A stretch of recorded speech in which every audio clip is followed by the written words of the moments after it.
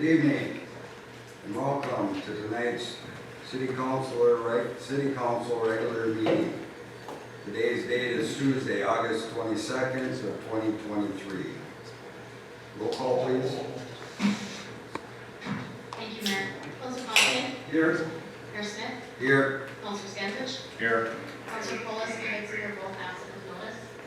We also have city attorney, chief of police, city engineer, campground manager, and myself, clerk as well. Thank you. We do have a quorum. Would you all please stand and join us in the Pledge of Allegiance? I pledge allegiance to the flag of the United States of America and to the republic for which it stands, one nation, under God, indivisible, with liberty and justice for all. Thank you.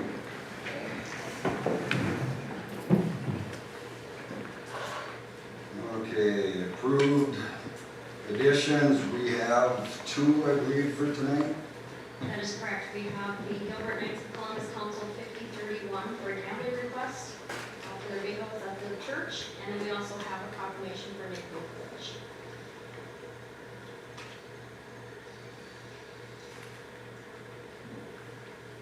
And these are old business, correct?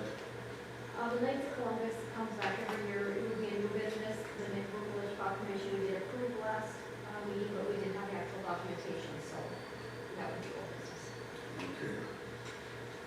So we'll move the Knights of Columbus for under new business D, Correct. and the proclamation under the old business B.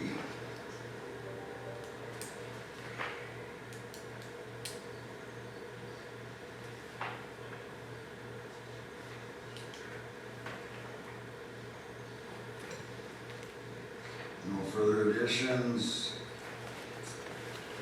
Consent agenda.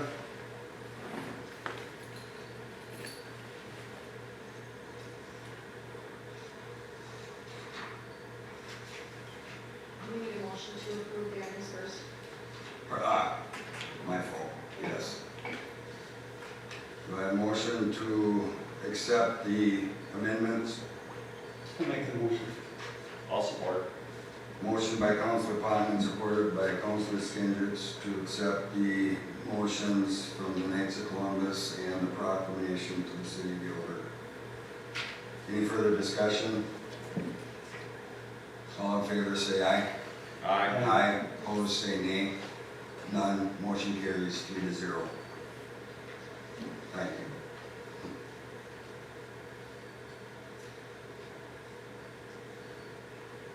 Now moving on to the consent agenda, the city council meeting minutes, the board and commission minutes, invoice from previously approved projects, invoices for the campground, reimbursement to general fund transfer, and payments of bills, payroll upon proper audit, clerk and mayor.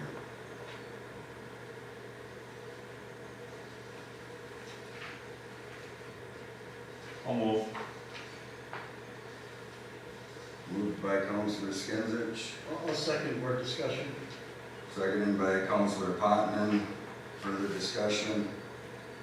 I'd like to pull the one item out of there, the JPJ engineering charge on the Sherwood Forest Campground 2021 improvements. The construction management section, we haven't received any documentation at any time, I believe, to even know if there was any inspection being done on the site. There's no hourly reports or anything to prove that there was inspection done on the sites. So I'm moving not to pay that until we have documentation from JPJ.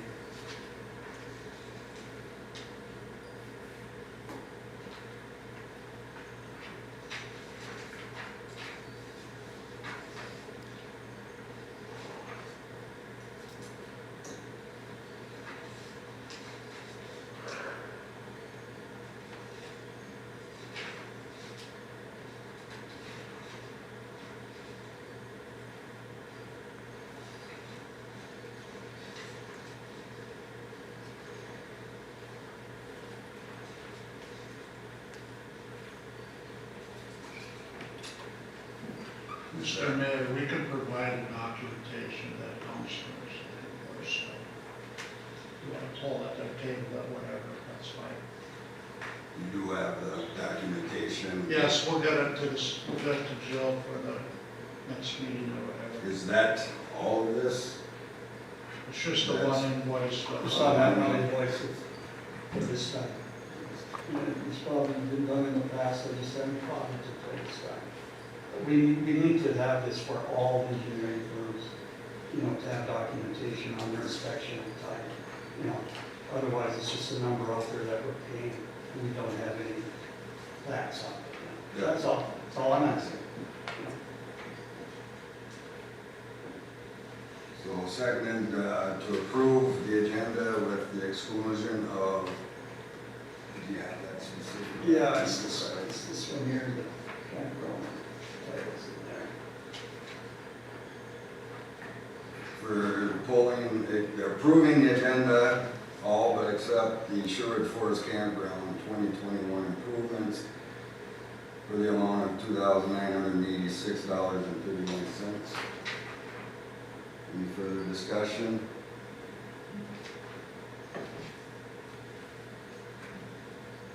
I guess I'll amend my motion for that then to exclude that, pull that from the. And I'll second that amended So the motion. the amended motion is to approve the consent agenda with tabling the JPG invoice for the amount that I read. Any further discussion? All in favor say aye. Aye. Opposed say nay. None. Motion carries 3-0. And that's pending, city engineer will bring that documentation. Thank you.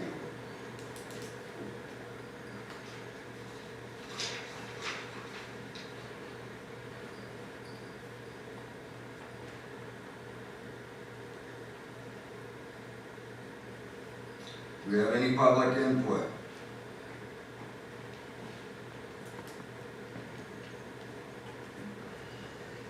I'm here on behalf of the Water and Light Board, and I'm asking that you post or hopefully notify the public of the public hearing for the McKinley water rates for the differing point of water.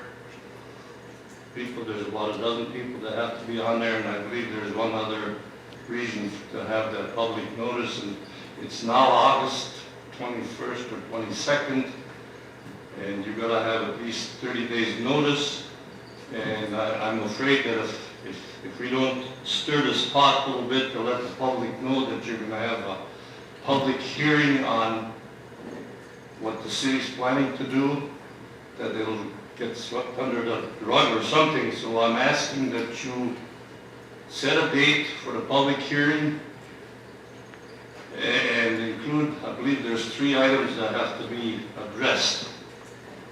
And I forget the third one, but that's what I'm asking for.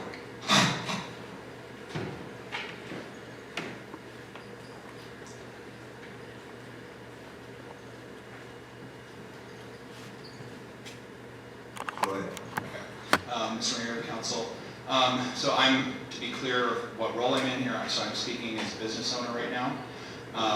I have a request for the council. I understand that there are some surplus items from the campground, fire pits. I do know that there are in storage things like park benches that are not being used. I would request that those items, along with any of the other stuff that's been in storage for forever, be put up to public auction so that people who may want them would be able to have the opportunity to bid on them. I would personally be interested in some of the old campfire rings. I've got a couple that need to be replaced, and I understand that surplus needs to be put up for auction, so I'd like that opportunity, if at all possible, within the next couple months.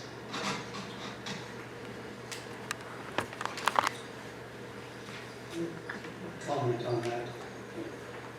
I don't know, Ty, if you have anything that could be put up, if we had a big auction to include other items that are, you know, like I have a I would like to see that cardboard crusher, you know. If you could get any money for it, because it's doing us no good, it'll never be used in my opinion. And if we're gonna have an auction, I'd like to include that in the auction too and see what happens. But that's my question, if I had any items that we could make a bigger auction out of it instead of those campground items only. Yeah, we have several items that, larger ticket items, we'd like to get rid of that 85 Blazer, and we've got another squad car that'll be ready to be auctioned off. We used to always go through do bid. One thing I've found is that the way the price of squad cars are going, or used cars are going, we pay them 15% of the sales, so we bring them a pretty good check back to do that, to sell that vehicle. So if we did something where it was, for the vehicles, we generally have to do sealed bid, or some type of bidding process. What that entails, I guess, that'd be something maybe Brian or the city attorney would have some clue on. But I do have some items that we could sell off, absolutely.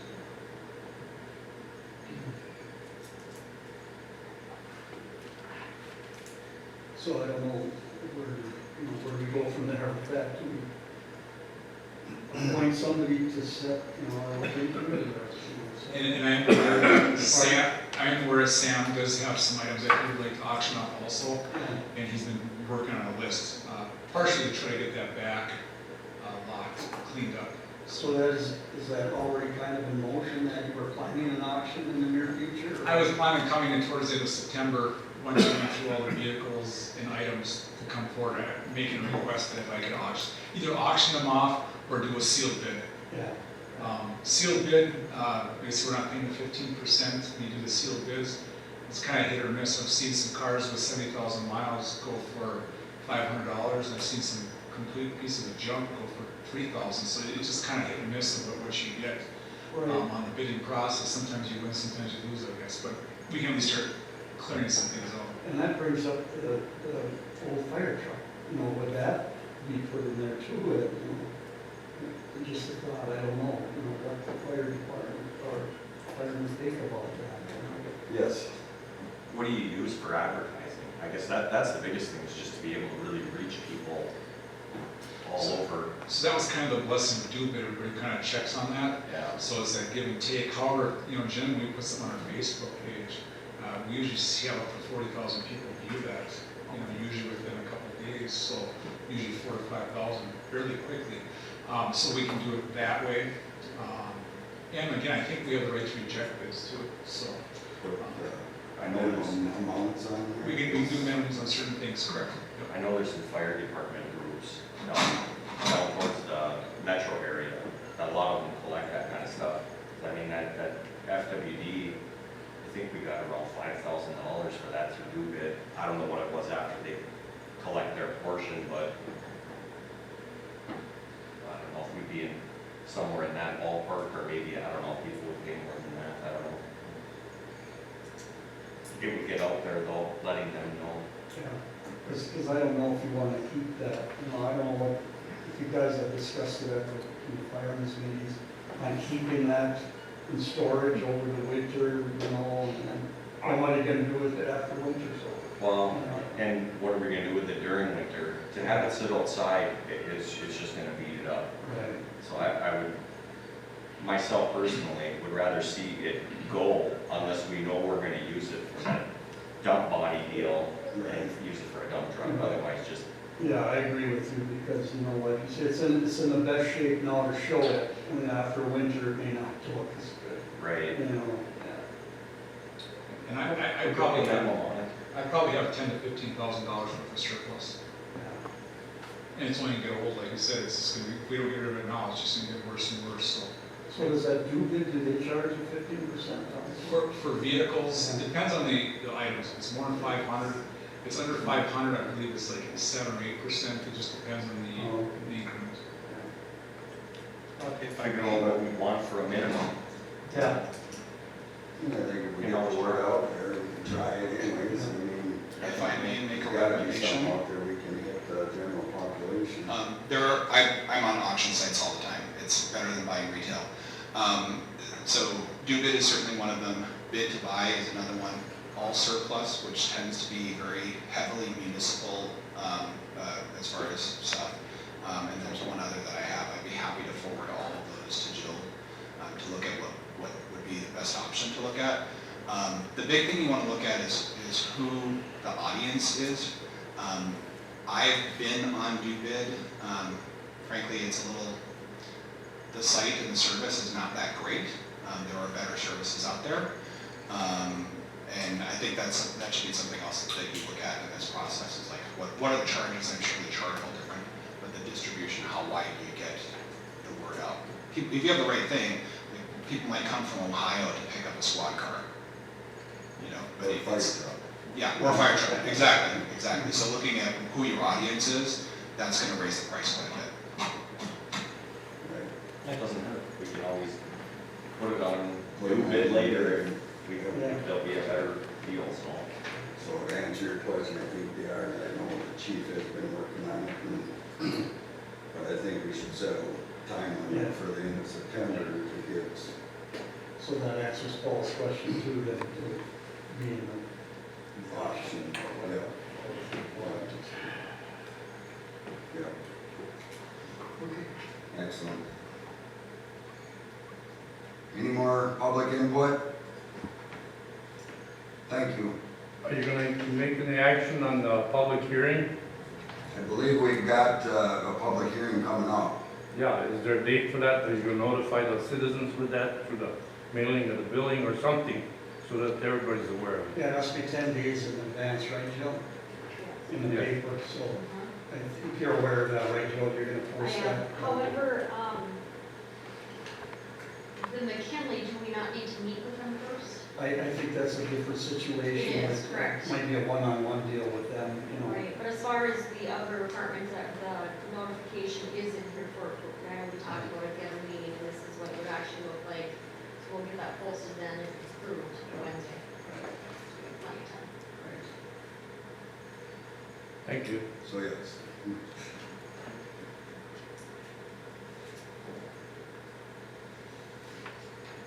No further public input?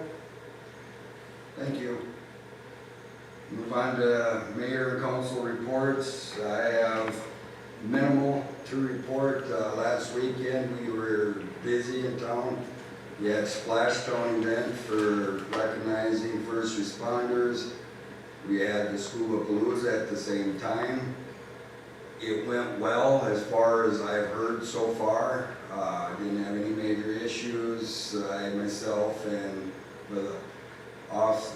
John from the PD were down there putting up barricades and no parking signs, and I think it went well. The upper lot and lower lot were packed just with Schoolapalooza by 9:30. So it didn't leave much room for parkers for the Splash Town, but parking was not an issue as far as I know, so that's a good thing. Plus we had the ATV ride that came through, over 100 ATVs through town, and I haven't heard of any negative results of it, so good job to the police department keeping up with all that activity. That's all I've got.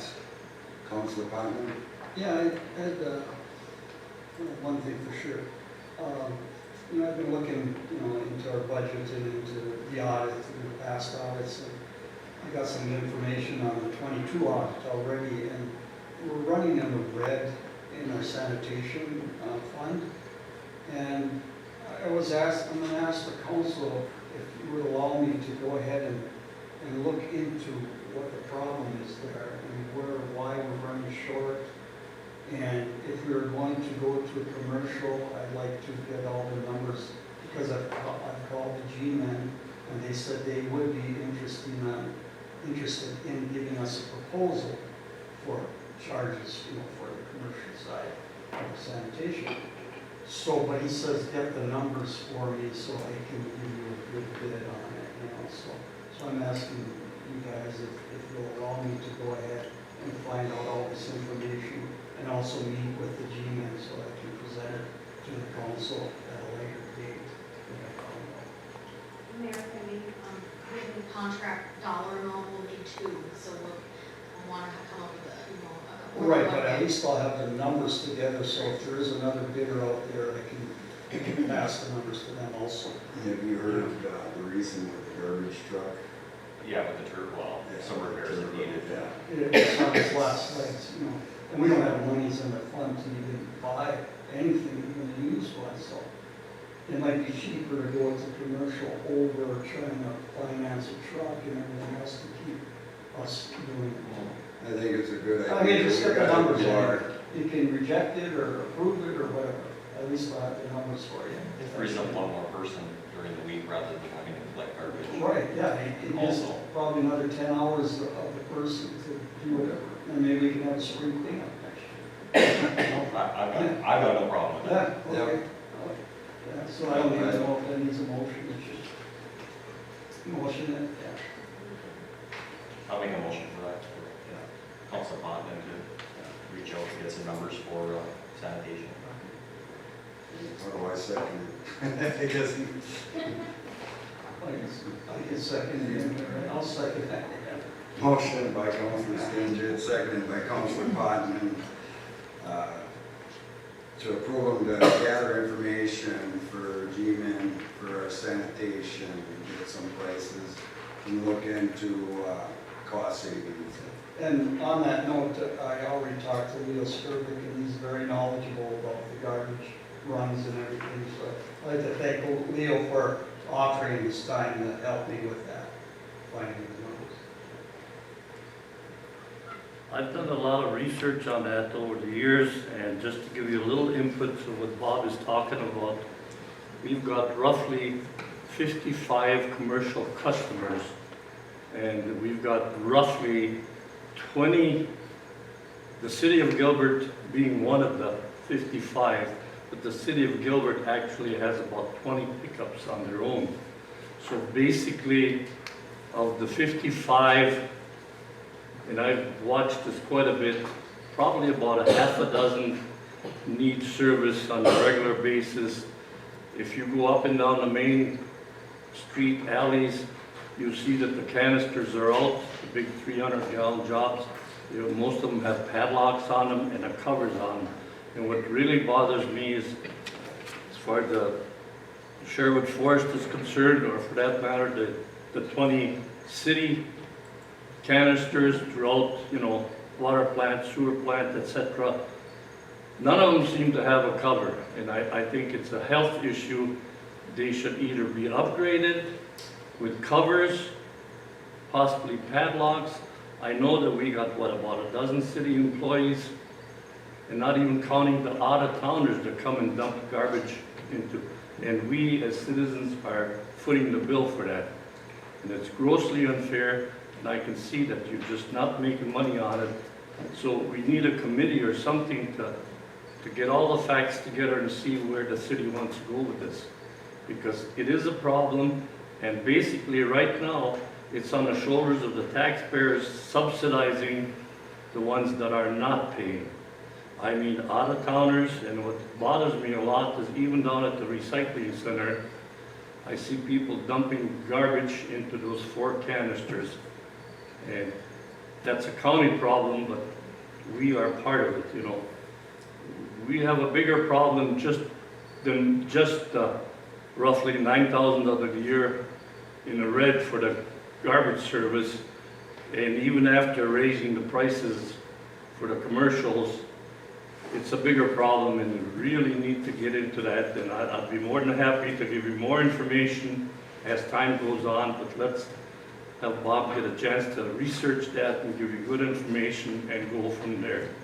Many years ago, back in the 80s, when I was younger, we were active in getting the 300-gallon containers through the Blue Line Club, and we had them throughout town. They all had covers on them, and that got to be a problem because everybody dumped, you know. Now we have bags. I would think that most businesses would be interested in going probably to a smaller container, lesser cost.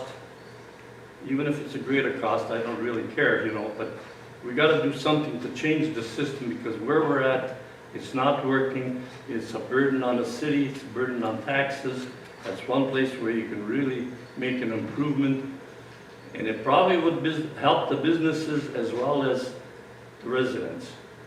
So overall, I think it would be a big improvement for the city to really look at that, address it, make the changes you have to, price-wise or service-wise. Now my son is running West 40. We switched over a couple of years ago from city service to G-Men. Cost is probably double of what we used to have, but it's a better service, more secure, and it's the way to go, and you've got to pay the price. So, thank you. Thank you, Leo.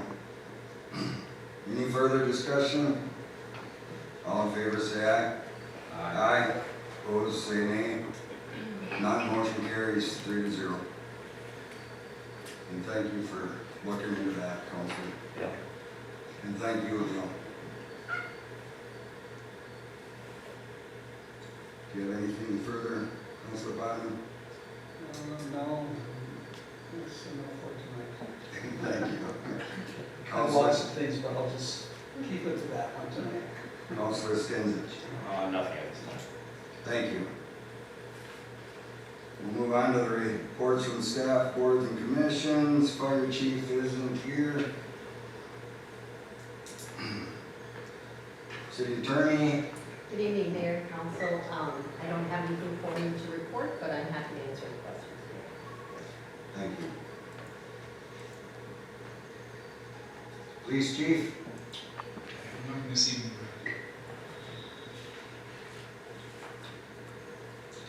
I have a question for you, chief. Did you have any major complaints over the weekend with the events that I mentioned, or it was overall good? Overall, things went pretty well. I think we had 19 calls on Saturday, but most of them were pretty minor. We had one major incident, but that took most of our evening up, but with 2 in custody. So, but nothing in regards to related to the events down at the beach, or there was a memorial ride that came through town. Plus, we had the large race up at Giants Ridge too, and those 3 places were pretty good, just the stuff around. So, but nothing too exciting. Excellent. Thank you. City engineer. No? One update, Joel and South, the contractor, is going to be starting on the manhole replacement project tomorrow. There's about 13 or so manholes that they're replacing with this project, so coordinate things with Sam, and it's just wrapping up, getting going with that project, so that's just an update. Thank you. Any comments on that? Comment? Yes. I just want the public to know, we are short of funding everywhere, but Jill can explain where the funds are coming for these manhole improvements. Sure. We did do an addendum to our phase 2 contract in PFA, so we have a little grant money left over, we have loan money left over in that bucket, and we also got a reimbursement from the DOT. So I think there was 88,000 in grants, like 26,000 in change in the loan, and then 34,000 remaining. And so, I mean, the city will have a very small portion. I'm thinking maybe like $10,000 that will, the rest will be covered with those grant monies and PFA money. Thank you.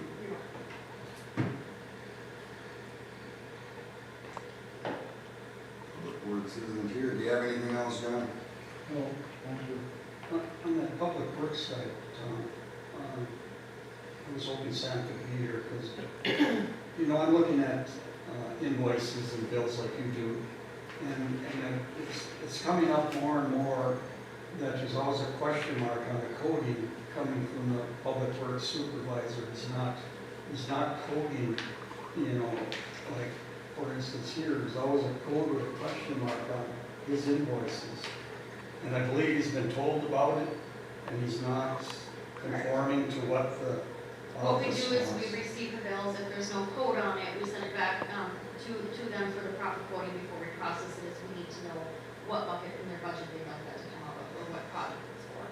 And it looks like it's an ongoing issue, and he's been told about it, but he's not complying.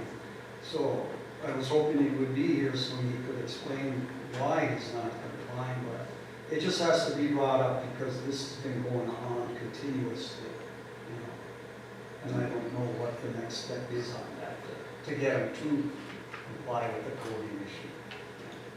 Mayor, I mean, Yes. it may be also, maybe we can talk to the department heads and see who would like just maybe a little bit more training on the coding. I know, we have a charter accounts, not everybody maybe is well versed with them. I know Ty does an excellent job. So does Chief Highway, and they have a copy of their actual codes. Maybe it's just as simple as that, working with Sam a little more and seeing what he needs from us so that we can have a better communication between the two of us, or the three of us. But So we're I'd willing to say, do that and yeah, just have a call him in and conversation. have a sit-down conversation with the coding and see what he needs to. Correct, do because it further. does take time going back and forth, back and forth. So if we can get to a point where we're doing it more efficiently, the bills get out faster, et cetera, et cetera. Yeah, I mean, if there's an issue, hopefully you report back to us and say that it's not working for some reason. At least report back to us. Correct, and I'm hoping that Yeah, a process will alleviate it. right. Yeah.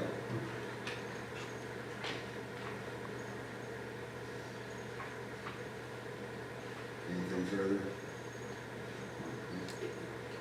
Cool. These pictures, I don't know if this is the time to bring up the pictures.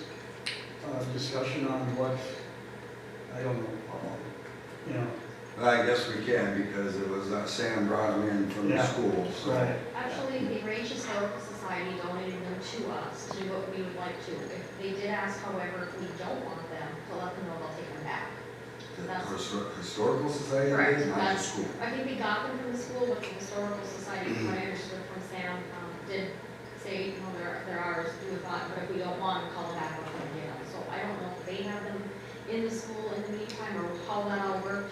I know they came from the school, but I don't know if they have them first, or what the dynamics were there. But they said they take them back if we don't have a home for them, or don't want them, or whatever the case may be. And there's also one more down the hallway that I believe is more, I want to say World War I. I think it's World War I vets, the history from the Iron Right. Range, or, I'm not sure the And the ones location. in bold are the ones that didn't get home. Yeah. That's the information.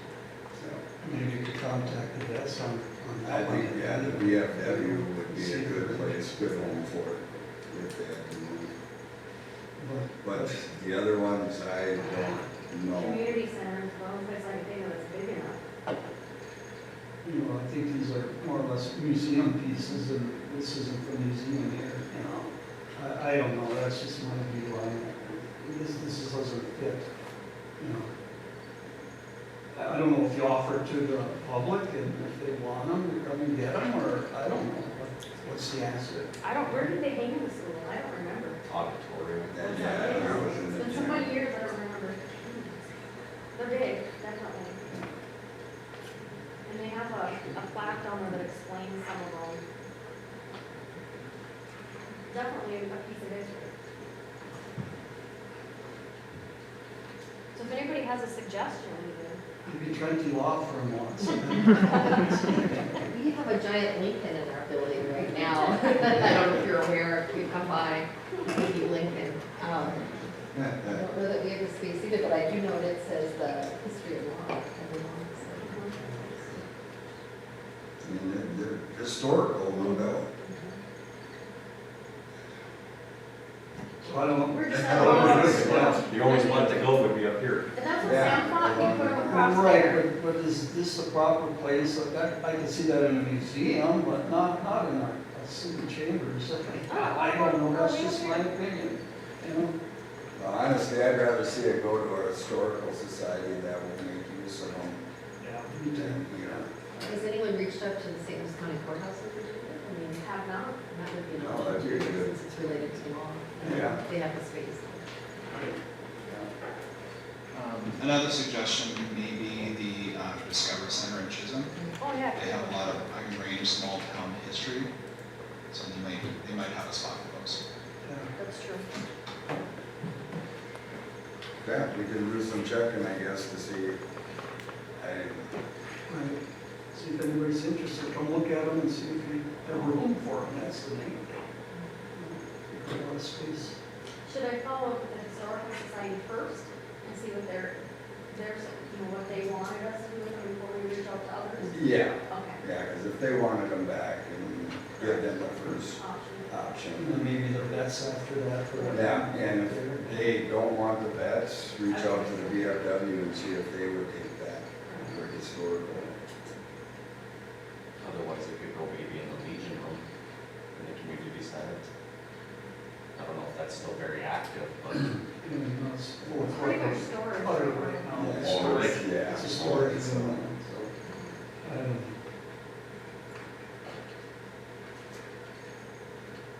Yeah, I see if they want them back. That's how I feel too. We'll start there. Yeah. Perfect. Do we have to make a motion on that? No? I don't think so, since they're temporarily here, you haven't really accepted them yet, or I'd say we're probably fine to just contact them. Yeah. Perfect. Anything else, Councilor Brown? No. Thank you. Move on to the campground host, Wendy. Good evening, everyone. Oh, goodness.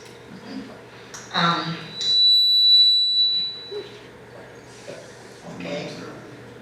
Well, School Palooza was a success. Maybe I won't do that. Anyway, we had a full campground and they took up a good portion of it. And I allow them to rebook for the next year. And I've gotten quite a few that are already ready and set up to come back next year for Schoolapalooza.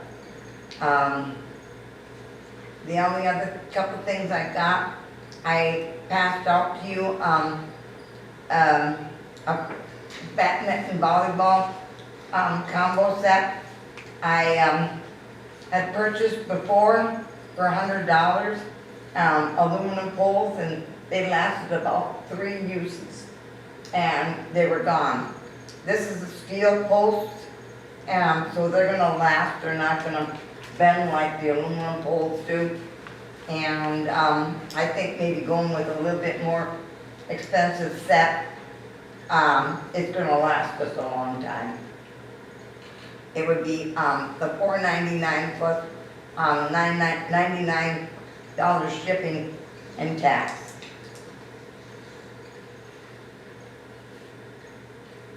So I'd like to ask if this could be purchased for the campground.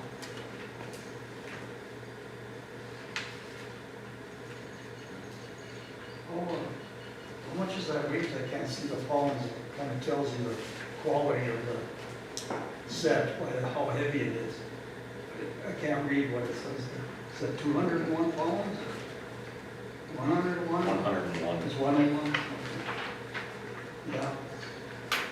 Each premium post is 8 pounds. Refracted from 50mm steel. So if somebody's using that set, do they have to like pay a deposit? So if they damage the net, they get crazy and knock the net and rip it or whatever? Well, they have to actually be in the campground camping to use the facility, and they sign out the volleyball, and if they damage the equipment, they get charged, yes. Oh, okay. That's part of the rule. I'd make a motion to purchase. And just a reminder about the bidding process, that you should have 2 quotes if it's over 25,000. I didn't get a copy. of that. $500. Oh, 500, okay, that's, yeah, just wanted to check on that. When I heard the shipping cost, I'm like, okay. $100 for shipping. Yeah. It's because it's heavy. All right, thank you. Yeah, I'll second that. Motion by Councilor Skinsich, seconded by Councilor Platten to go ahead with approving the campground to purchase the volleyball / badminton net and posts for $499.99 plus the $100 shipping And cost. tax. Any further discussion? And plus tax. Any further discussions? All in favor say aye. Opposed say nay. None. Motion carries 3-0. The other thing I have, I've had several campers not camping at the campground, but they come to the dump station, and of course, we allow them to dump for free, but they're asking about filling up with water. Now, because we pay for water, they said they would pay to fill, but I would need to know how much to charge them. Do we want to allow them to fill their camper? Are they camping there in the camp? No, they're from around town. They come in and they dump. They're septic, and they want to fill with water fill their camper with water so that they can go on an off-site where they don't have water. See, these are all local people, Well, our own yeah. townspeople. I'm not sure exactly where they're located, but they come to dump, so they're close. Do you know how much they normally, what does a camper take? Maybe Well, 30 gallons? the last lady that told me, she had a 20-gallon. Okay. So, it would have to go by so many how much per gallon. Now, It really depends on the size of the camper. Yeah. So I've seen them anywhere from 20 gallons to 100-gallon tanks for fresh water. Black water, I think the largest that I've seen is about an 80-gallon tank.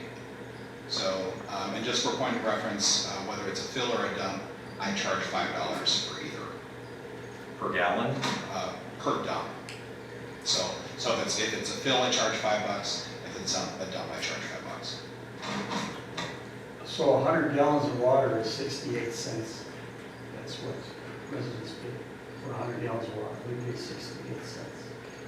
Just to give you a figure. $5 So we're making a little money on $5. So, So, so I can have them filled for $5. Yeah. I mean, they dump for free. It's always been free there. So, but, is that okay? Make a motion on it, or is that our? yeah. Or do you want to match the 5 with the 5 on the dump too? I don't know. What do you? Well, So far as maybe That's how we do it, shouldn't we? we could maybe have the campground committee look into that. As far as the dumping goes, everybody around knows that Gilbert Forest, you dump for free. And I think if we started to charge, it would get, I would have to be monitoring that dump station all the time. Because they'll come in at night and dump. And, I can't always be there to monitor to get $5 from these people. Yeah. The I water don't you have any problem with it. I have a sign that right on the dump station that says $5 for fill, $5 for dump. Here's the drop box, the overnight drop box. I have a lot of people that come in and do it, and they just throw in a $5 bill. It's not a big deal. Let's not overthink this. So what do you think about the $5 charge each one, or both? $5 for water and 5 for sewer? For processing the sewage, we should have a charge to it. Yeah, I agree. I think we should go 5 for one. I mean, you might get a percentage, don't give the $5, but most people are gonna be honest, Yeah. I would pay. Yeah, I think so. I make a motion to start charging $5 for waste and $5 for clean water, or whatever you want to say. We can order a sign off Amazon, they're very inexpensive, just put it Yeah. on Okay. a fence post. And then we need a drop box of some sort to put the money in. With a lock on it so people Yeah. don't see On it. your building, right? Or on the post. Or, you know, On your put it on a building, right. post. You can. Right on. But then it'd have to be empty every day because. That's, For about $75, you can get one that fits actually in the door so that they drop it in and the opening is on the inside of the outlet store. yeah, Perfect. all right, So yeah. get them on Amazon. Then it's safe, yeah. When the cats are, take those from there, and then they'll just replenish it with what they're charging. So your first, somebody will be going to pay for the sign and post and the locks. Okay. We have a motion by Councilor Skinsich to approve the campground to start charging $5 for the waste and $5 for water. How about the safe. You want to put that in on it too? Purchase the same. All that, and purchases, A Dropbox. Dropbox And and sign, correct. Anything else? Mayor, if I may, the only thing I would caution is for the freshwater, Wendy, you gotta be careful because, you know, the state regulations are you gotta have water, a water hose by the dump station, but that cannot be used for filling the tanks. It's drinking water, there's a distinct difference between the two. Because of the hose, you know, somebody contaminated. Right. And, There is a sign that says not potable water. yeah, so the So- people gotta know that because Right. that's a definite health issue. Do we have a water filling station No. down there? They would fill from the garage. There's a hose outside the garage. So if we're gonna allow people to fill, we need to make sure that we have a potable water sign on that spigot. I know we already have a not for drinking on the dump station. Right, Or drink okay. at your own risk.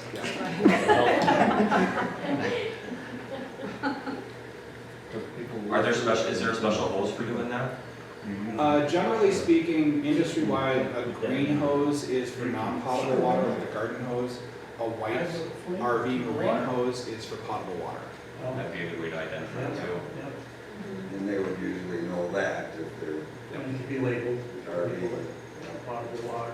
So can we amend the motion for all things that will identify each and have the campground board work with us to make sure we get the proper titles? Labeling. Yes. so like I said, we will have a campground committee look into the items we need and make the recommendations to council.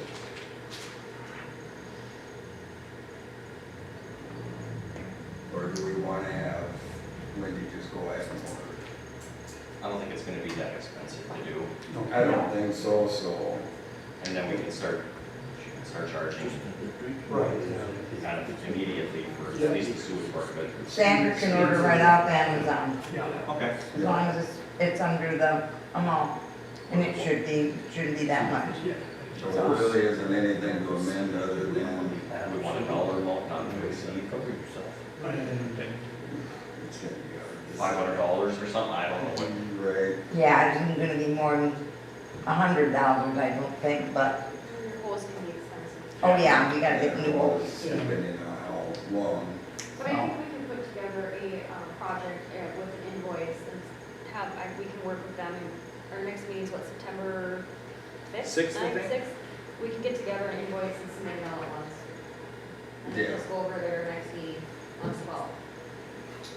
For final approval on all accounts. Is that right? Yeah, there's no urgency to this, so, but now we got a game plan, so yes, we will revert it back to the campground committee to invoice the items needed, necessary, and we'll go from there on our next council meeting. Will that work with you, for you, Cindy? Or Cindy, Wendy, sorry. Will that work for you? That'll be fine. Thank you. In the meantime, if this lady comes in to fill her campground, I'm just gonna charge her the $5 and not gonna worry about charging for the, dump station until we get everything, Until we In get place. signs up and we, yeah, yeah, okay. Sounds good. perfect. That's all I have. That's all you had? Thank you. We'll move on to the library director, Sue. Good evening, everyone. We've got the acceptance of the resignation of the library cleaner. There could be an ad in the Hometown Focus and Facebook and all the rest. This is only a 5-hour-a-week job at $11.50 an hour. So we have all the applications if anyone feels like grabbing a couple of hours a week work. Also, we have a request to meet with our mayor and council members, whoever can attend. I have been given a monetary gift from the foundation to make some, I was gonna say improvements, but I would like to rather say some fun additions to the library. We'd like to paint, and we would like to have you check out the room and the area that we're talking about, from the office, bathroom, library, entrance of the library. We have the money for it. I will get the quotes from various businesses in our area. We would also like to replace these plastic window blinds. They're getting old and they're getting very brittle. The color of the library hasn't been painted for 20 some years. And we would like to bring a little, less dull, less old looking to it. So we'd like to have you guys, whoever can come set up a meeting with me and take a walk through and see if you will allow it, first of all. And also I sent, with our packet last week, I sent a statement from Jim Wycombe, head of Arrowhead Library System, that there are grants available to do some constructing, if this would be called constructing, so we can even match grants with that, with our monetary gift from our foundation. And it's something I'd like your advice, your opinions. So if you will set it up with me, sometime at your convenience, I'd like to get this rolling, and we could do this while we are shut down in the time between Christmas and New Year's. Oh, and we're also going to talk about getting the carpet cleaned. We've had it done before, and I'm going to do it again. Any questions, any ideas coming forth? For this grant information, is there a deadline for that? Or are you looking for next year? We can do it within the year, and if you didn't get the form, I will happily send it to you, or anybody else that wants, by emailing, we'll quick get that out to you. They would like us to hurry up and wait, the usual, but it's good for a good year. And I just had some quirky ideas. I would love to see that old sign go back up on the wall, the one that said Community Center and Library. Remember they took it down during the tuck point? It was a good old sign. And something like that that would announce what we are and what we do for the community. So, any takers on a meeting? When do you want? Nope, it will be at your convenience. I'm here all the time. Well, I know where to find you. I can, do you prefer me to contact you and set up a meeting, or just when I have some time stop in? That would be lovely. I can do that. Yes, I value your opinion, and I want to know if I can have permission to go ahead. But So I can't give you that permission, but I can definitely come get your ideas, and then we can present it to council. okay, sounds so good. Perfect. I'll volunteer to join you on that. Absolutely.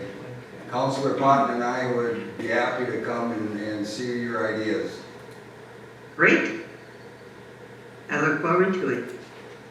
We'll coordinate a time, and then we'll let you know. Certainly.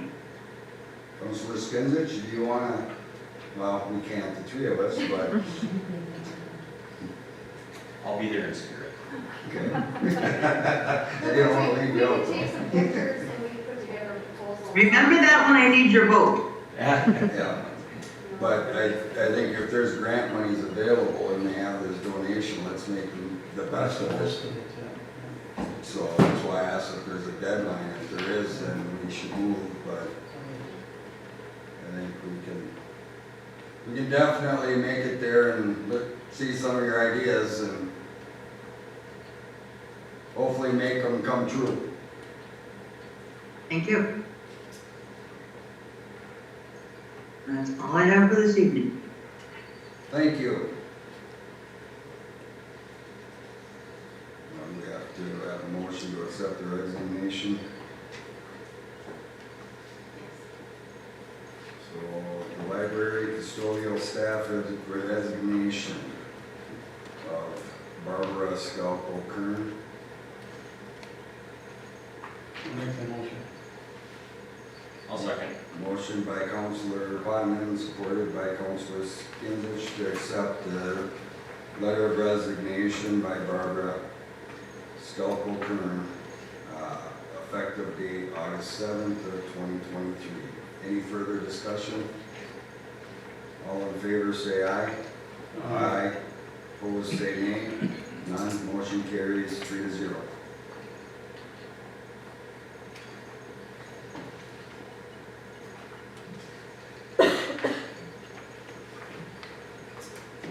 And moving on to the advisory boards.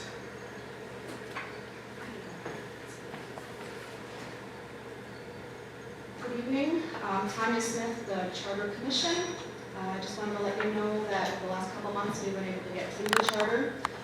We've got a packet of changes or possible changes. These will go out to Lindsay by the end of the week. He said he will draft the new charter with all of our proposed changes and get it to us for final review, and then we will hand it off for public vote. So just wanted to give you an update. Thank you.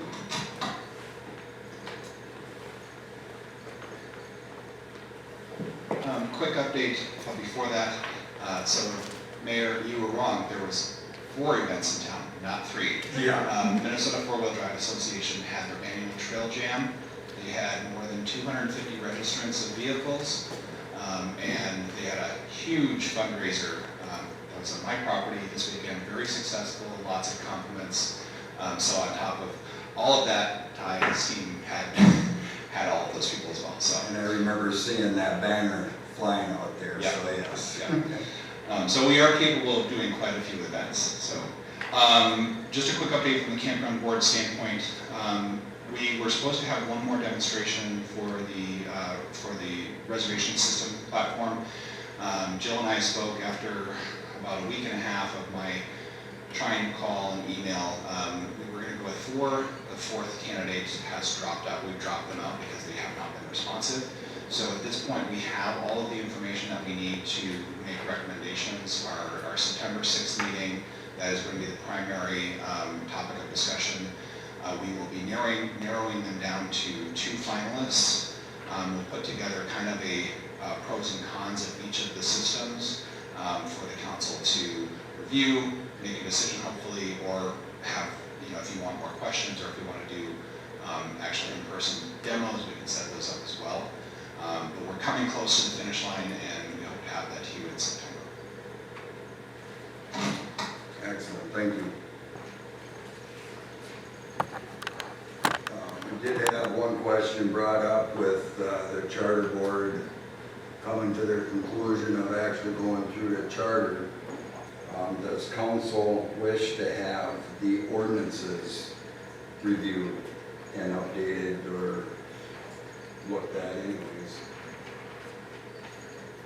I And think we should, because I don't know with confidence that all of them are included in right, the book that we handed off, just because there's been so much changeover, it wouldn't hurt to do a thorough, if they're willing.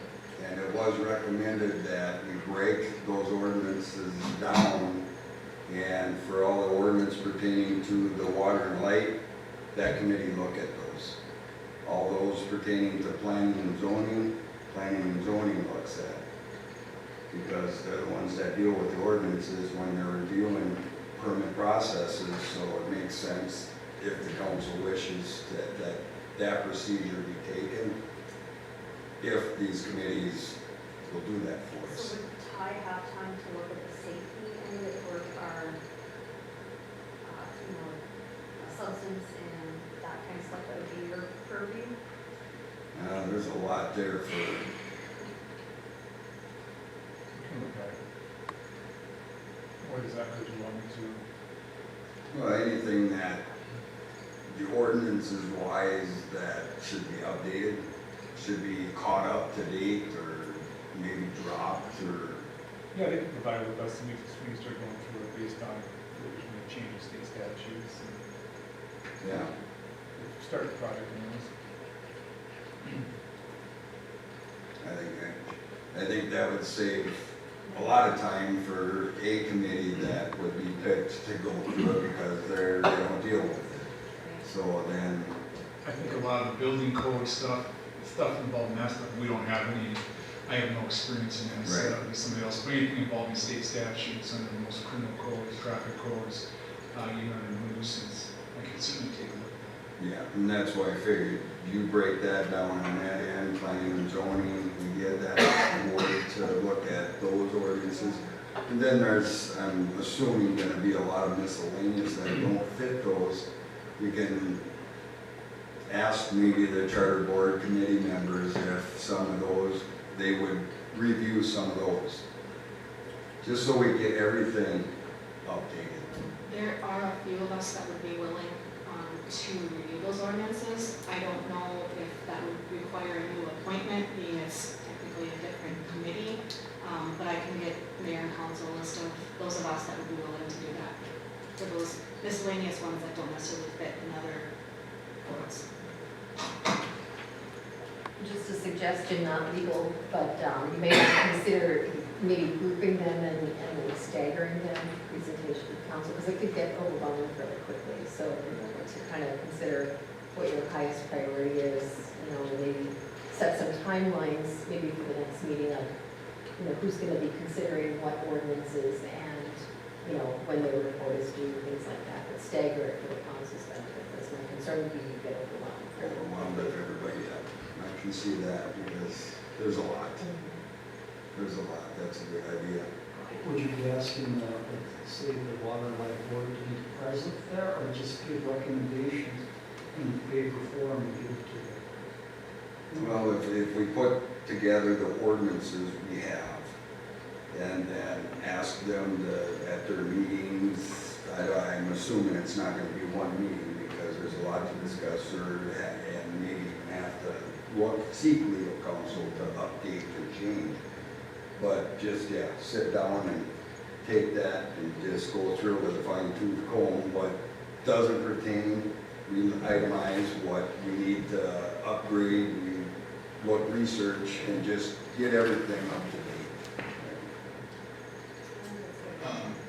If I may, so my suggestion would be to have a little bit of separation between what is specifically the charter committee's work, because the way that our charter is set up, the charter committee's scope is very specific, and our reporting is very specific. So we are appointed by the council to review the charter, nothing else, Right. and present that for referendum to the citizens of Gilbert. That is not something that the council has a legal review in. It is us making a recommendation to the citizenry. So I think we need to be very clear that that is the work the Charter Commission is doing. And then the council would have at their discretion to have an ad hoc committee that would review ordinances that would be a recommendation to the council, because only the council is empowered to make changes to existing ordinance. Right. Now, for you, Colleen, would that be better to wait for the charter to be completed and passed before we do ordinances, or can it be? I mean, I guess it's up to the council how you want to proceed, but it may make sense just to get through the charter first, and then maybe with the administrator and the council, you guys can start coming up with groups that are going to do certain ordinances and come up with a timeline and then give direction from there, and then set up those ad hoc committees, set up those groups that are going to do X, Y, and Z, and set up a timeline. I think it may make sense for Jill and perhaps the mayor to kind of identify that, and you can certainly solicit inquiries as to people who are interested in getting involved in different ordinances. But I would agree, Mayor, the charter alone is enough Yes. for one big project, and I would say that the ordinances are going to take some time. So, yeah. It doesn't mean you can't start thinking about Right, groups or what order you want to go in, but correct. I would agree with you that it would make sense to get the charter commission recommendations and get that through before you start looking into ordinances and taking notes on it. So could you structure that like a committee of the whole meeting, so then you could all the boards meet together along with the council to look at the ordinances and they can have input as you're going, you know, as you. Maybe to sit down initially, but like she said, if you did it all at once, with all the, as a whole, it's gonna be very confusing because there's so many different. But I think if we sat down with each committee and asked them to do this, and then get it set up like Wayne said, to get it organized, and then when the charter's passed, then we can move forward on the ordinances and we can take one at a time. What's our primary, what's council decide is primary to move forward with that we want to get up to speed. So the charter commission would be done, Yeah. it would be, their job is over with. If they want to contribute to the ordinances as a citizen, they probably could. Yes. Yeah, the council would have to create that committee and set that up and set the parameters, but could be some of the same members, but you're identifying it as something different. Right. That way it's separated from the charter. So my question would be for the city attorney. In the charter, it states that we can't be active with more than one board committee, and the charter obviously is kind of a separate thing, which is why we're able to do that as a secondary. Would this be considered then an additional board commission because several of us are already on a board, so that's. Yeah, I would err on the side of caution, and that's another reason to stagger if you're going to have people who are on the charter commission and who are already on another advisory board, I guess I would have concerns about you being on the third group of ad hoc citizens viewing ordinances. Even once the charter is done, like, for example, Paul and I are on the campground board, if this is an additional, then that's violating the charter, because we've been technically be on two. And a majority of us that would be willing to volunteer to review the ordinances are gonna run into that, so. Right. Is that gonna be, being on the campground board and this one, or the police commission, and, the ordinance board, is that gonna be a conflict for? Well, I guess I can take a look at it and see, or maybe we do some kind of an ordinance to address it, clarifying it. Let me take a look at it, but I would say we want to make sure that you're not writing with all of that. And it sounds like that's an ongoing thing right now, right? Because you're already kind of in two things, right? And I guess Brian, Attorney Lindsay approved it only because the charter is, once it's Right. reviewed, it kind of just goes Right. dormant. So I'm assuming this would be something similar, so we would. Right, and that would be my take on it. Once the charter is completed and it's submitted to the voters, then your responsibilities, I assume, end at Just that wanted to point. make sure. Yeah, and we can certainly provide a little more guidance on that too. So. Thank you. I believe one of the recommendations, I think this was in our notes, was specific to that issue of how many committees people can be on. Because we are getting to be a smaller town and there are less people to do things, we, I think, made the recommendation that you could certainly sit on more than one committee, but of course, that won't be valid until we have an election that would approve that. Right. So we are moving that direction in the recommendations. But the other thing that I wanted to mention is that, I haven't gone through all the ordinances personally, but I do know that we have a five-page ordinance on the rules of bingo, which is covered by state statute, and they are very much out of sync. So there are a lot, that's just one example that I can point to. There are a lot of very out-of-date ordinances. I wouldn't be surprised if we found one about hitching up a horse on Main Street.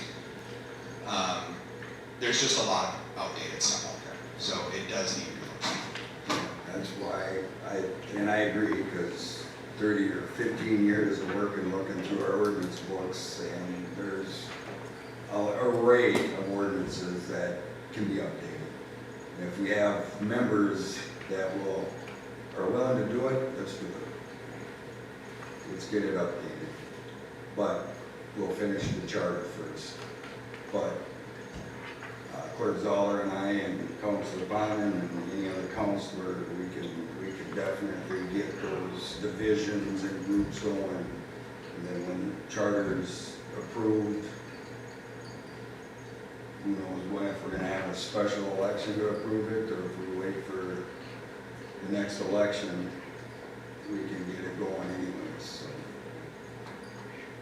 That's my input on that. Any further discussion? Suggestions?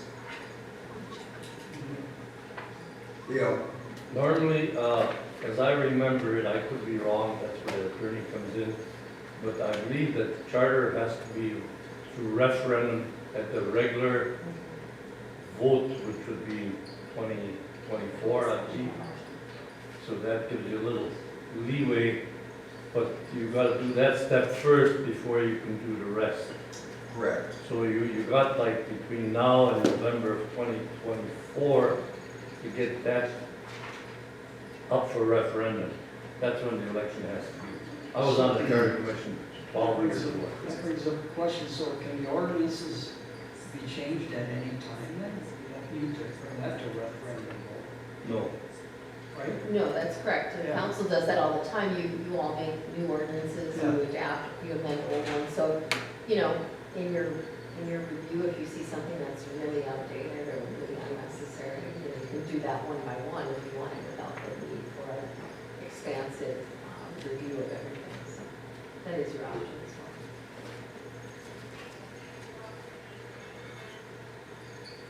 So just as long as we don't have a member of the charter board on that committee. Well, those recommendations can be made by the council itself too, you know, Right. with proper notice to the community. So. Correct. Correct, gotcha. So yes, we can. What if we just say a citizen had a comment, they could comment without being on the committee or board anyway, you know, if they recommended something Right. as a citizen.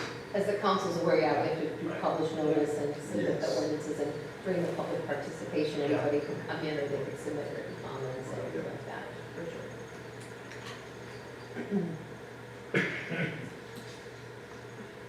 Excellent. Any further discussion or any advisory boards?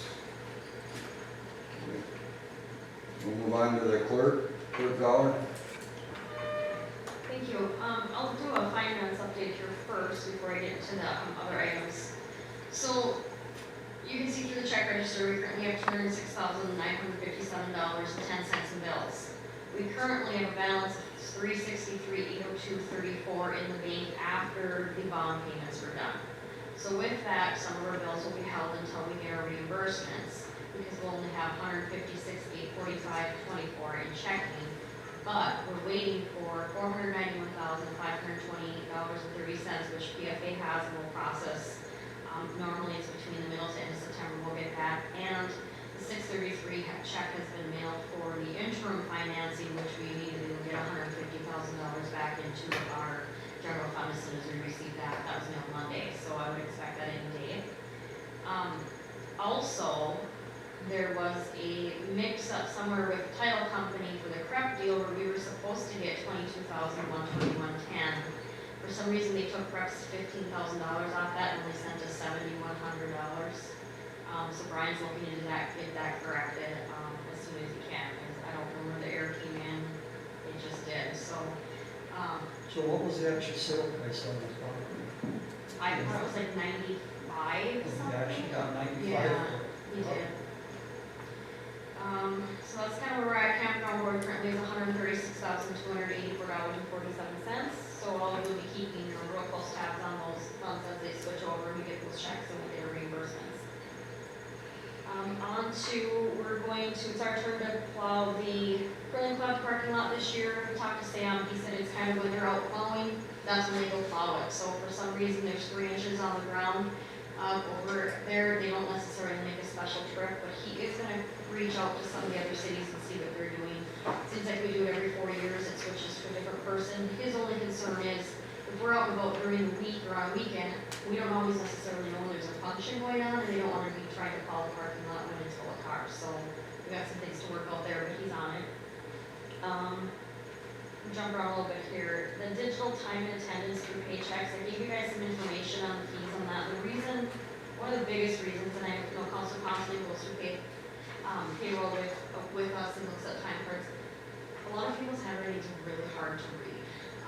You know, we're trying to verify hours and just different things, and you can't make heads or tails of our handwriting. So I think going to computer generated is going to be a lot easier. We'll also save costs, and we are buying cardstock for the punch clock. We're buying, going through mountains of paperwork, waiting for people to turn in their time cards. So I'm thinking a digital platform might just bring us into the century and be a little easier, so people aren't rushing to get us a time card in person. Just something to think about. It takes a minimum of 6 weeks to implement, even if we decide to go through with it. So keep that in mind. And I gave you a breakdown kind of what these were in the pack here. Kind of just an overview of the options that they have. We can do a specific drop downs where they get to, just a simple click as to what they're doing for the day, especially for those items that they do every single week, such as sanitary. And it's going to give us a little more options of reporting. So if you want to know how many hours we've done in sanitation for a week, or how many hours they've run the campground, we'll be able to run this report without going and physically paging through a year's worth of time cards and adding numbers. So some things there to think about. The approval for the utility rate on rental unit public hearing. If everybody's okay with the verbiage there, I'd like to go ahead and get that published in the newspaper so there's well advanced time for everybody to make time to come here. Plus, we'll start putting together the documentations as we'll, kind of explain why they're looking at charging these rates, what people are currently paying or not paying, and just kind of give them a really good overview and answer any questions the public might have. And the last one is the $100 non-compliance I&I fees. These were supposed to start a year ago, and I broke down kind of the costs. I mean, it's been about $300,000 if everybody would have been charged over the last year that the city has missed out on in revenue. In addition to that, we've had many conversations, what's the push to get you to have an inspection or get it corrected if we're not gonna penalize you now? I mean, nobody's really going through and doing these. But then the other thing is we need to decide how we're gonna pay for those additional, I don't know what SEH has remaining, where did that additional funding come from? I know he said we've got a little bit of money left, so I need to set up a meeting with them as well, with all of us to say, what do you have left? What are we looking at costs and what we're gonna do to get these up to date? So are you looking for permission to go ahead and start billing them now? I think we should. I mean, we've said 4 times we're gonna start, and everybody has wanted to get better information out to them. But my thinking is we've sent documentation to every resident over and over again that these were gonna happen a year ago. We've mentioned it at, I think this is the 3rd meeting now. I say on our September bill that they receive in October, we should start penalizing those that are not compliant. Everybody else, brought it up to date, or those allowed inspections that are up to date. Everybody needs to do it. I think we have like 235 people that haven't done it. Yes. So on this, it's 115 residents that haven't had the inspection, Correct. and And then then 121. that aren't compliant, and they were given 60 days to be compliant, or they would then begin charged. It's a lot of money that we haven't collected. Yeah, I thought, was it supposed to be last June or July? I believe they were sent notices to them. Multiple times we have. So I think that part is over, we just charge it, that's my view. Let's just put the $100 on there, whatever for the month. I mean, if you There don't were a want couple of them that were charged though, depending how busy the inspector was, Correct. and the winter time, there was a leeway where as long as they had an inspection scheduled, they wouldn't get charged, but Right. that's We've way given them past. a year. That's I way mean, past due. it's been 13 months actually in September, so I think we've given them plenty. Especially those that have not allowed us to inspect them. If you don't want the $100 fee, then get it done and we take it out of bill. That's what I think. I think you should bill everybody, and then if they want to come and fight it and explain why, then, at least you have them there in front of you explaining, and then you can make that determination if you should keep charging or not. Right. We also have an ordinance from 2018 that I see back, I didn't put copies in here, but we're supposed to, where all of our title companies and such upon sales are supposed to have a verification, and I don't think anything ever went beyond the ordinance or the approval saying that we're gonna put that out there so that every sale of a house is proven that it has a compliance. I I see the documents are in the vault, but I don't think they were done with them. Ask that. Yeah, they were passed. I know years ago, when my parents sold their home, they had to have somebody come in and inspect it. We had to have Roto-Rooter come over to the fire department a month ago or whatever it was. Sure. And he asked me about it, because he said for a long time, he was having to come here, and he goes, I haven't been called for a point of sale for over a year, 2 years. Yeah, all the documentation's here, there's the form is done, but I don't think anything, so I just, do I just send it to all the title companies? I just need to process of what we want and get this back on Because there. I know when we That was sold the passed. old house, we had to have that I inspection. think it was 17 or 18 when I was on the council previously, we passed that point of sale.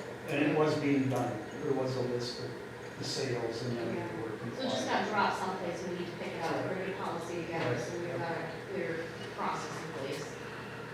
And I pulled all the documents, I have them, so it's just a matter of sitting down and deciding how we're gonna get that out to everybody, so it's picked up again. Yeah, and all the realtors were supposed to be notified of that, so then when they did sell a property, they knew of the point of sale.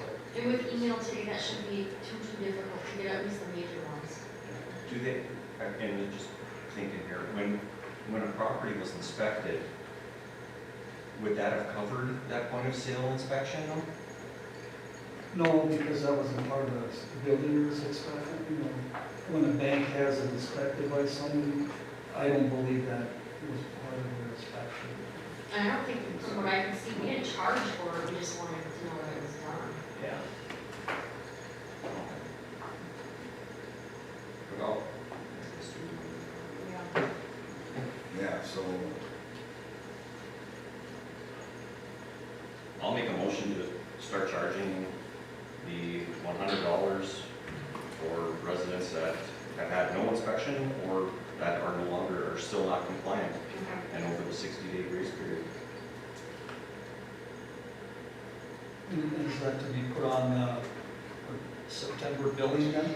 The September billing that we'll receive in October, because we'll have some time, we'll have to create an account for, or, put a line item on everybody's bill that's there, and then what happens is when they pay it, it's taken off, we do it into service, so it's like a disconnecting service.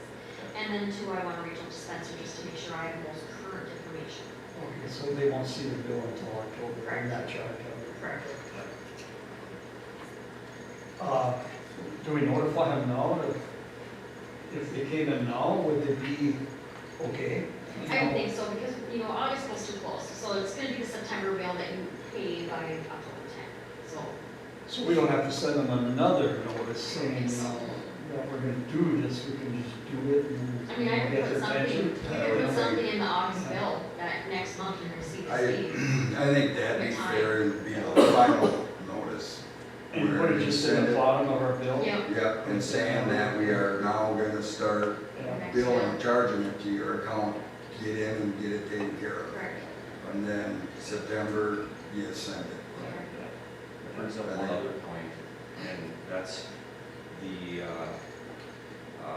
residences on Cedar Island for the sewer hookups. Yeah. Is that, where are we at with that? Does anybody, I don't even. Well, that's gonna hopefully be brought up at the meeting on the 12th. Right. Okay. And we're gonna send them a letter and let them know, and if they have, an argument or whatever, something to say about it, they can show up at the meeting. And Otherwise, we've it's had, gonna be. last year we had property, and this year we had property, we'll take advantage of the grant. They It's did up get to the $10,000, and then they get a difference. And I believe there was one the year before also, so I think there was, did we say 7 properties total? I think Yeah, there's about 5 or 6 left. possibly that are left. All right, that was all, thanks. So motion by Councilor Skinsich to approve Clerk Zoller to notify the public for a final notice in the next billing cycle for non-compliant residents to comply, and approval for her to start billing for the October bill to collect for non-compliant residents. I'll make that motion. Second. It wasn't me, or Yeah. second. Seconded by Councilor Ponton. Any further discussion? All in favor, say aye. Aye. Opposed, say nay. None. Motion carries 3-0. Back a little bit on these McKinley customers that we have. I believe Brian, I don't know if Brian is going to take care of that on our behalf because he is the attorney over there in McKinley also. So I don't know if it's even necessary for them to come to that hearing on it. So I think that can maybe be settled between him and the council over there in McKinley. I don't have any information to share with the council about that. I can certainly raise that issue with Brian and talk to him tomorrow, see if I can get you some information. So as long as, maybe you could include it on your, in case he takes care of it, it's included on the meeting, so they can come to the meeting on the 12th if you do have any issues with it. When is the meeting, council? It's September 12th. September 12th. At 5 o'clock, I believe. I have at 5:30 for that portion, so maybe prior to that, we can try and wrap it up before. That's a special meeting. Correct. Yes. Since we're kind of talking about out-of-date things, what about water meters? Are all those been changed? Have everybody let us in to put the updated versions in? Do we know? I don't think every single one is done. I think the majority are, but I thought we were waiting for some of them. Did we need more meters? I think if we remember correctly, Okay. that we were waiting, that were back ordered. So, as we're doing turn-offs, or those things, they're changing them all and trying to get those, get them all done. Okay. But are they manually read then? If they're not There's a on few the- that are still in there. They are, by the customer, No. by Our staff? public works those and reads. You know how many that is? I don't know. Under 10? Yeah, I don't think there's any at all. Thank you. Bob, we had over 100 and some that were not installed. You're saying you're down to about 10 now? I don't believe there's many at all, because they're not doing many readings, but I don't know the exact dollar amount. Okay. Or maybe number, I should say. There was I quite a can find number. out. Yeah. I That's can come certainly down find quite out. a bit. I just don't have that number out with me tonight.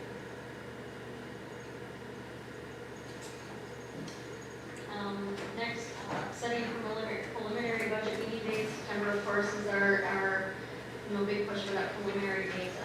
I don't know if we just want to, with our first September meeting on the 12th, do a working session and just start right from there and then wrap it up as we need to. And just kind of start there. Did you find the date when that was due? I did not know. I know it's in September though. For the preliminary. Maybe our attorney knows that date. It's by the end of the month. I thought it was the 28th. I thought it was the end of September, but I'm not 100% sure.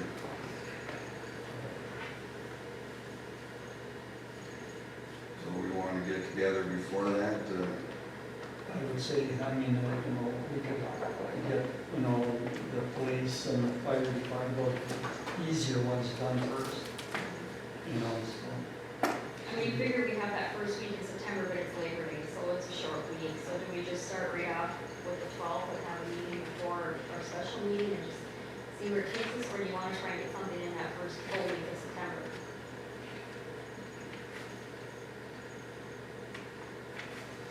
It'd be nice, it's worked out well to have its own meeting. Where it's our working session, and you can get through most of it Correct. almost in one night, especially for the preliminary.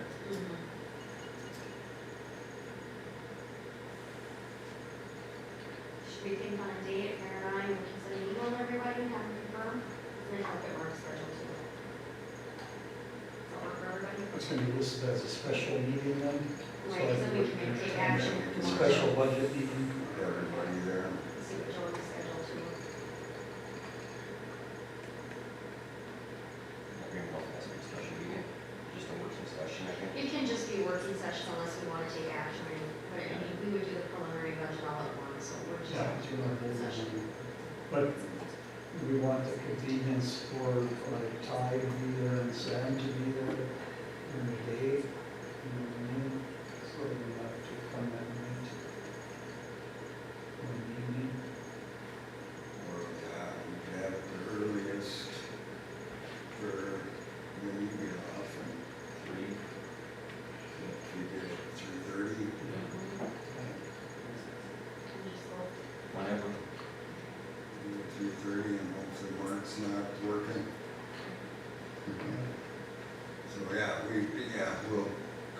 the date and Right. we'll try and keep it that early so we can make it. So does the workshop have to be posted? Not necessarily, In but the if we paper have or, I all, mean, in advance, or just on the board? and if we have all of you here, just to cover ourselves for open meeting law, it doesn't hurt to post it. And 3 days in advance. Correct. Yeah. So we'll make that decision at some point and then notify. Is that? Yeah, we'll try and come up with a date and Right. send it out, and if we can get a date and time locked in, we'll send it out. And possibly between the week of the 3rd through the 9th in September, in that week you're thinking? That's what I'm thinking, Yeah. before the meeting. That, somewhere in there would be perfect. Okay. Give you a little bit of time to get something. Right. Comes up where you have to spend. For the more time. unknowns, exactly. Yeah. Exactly.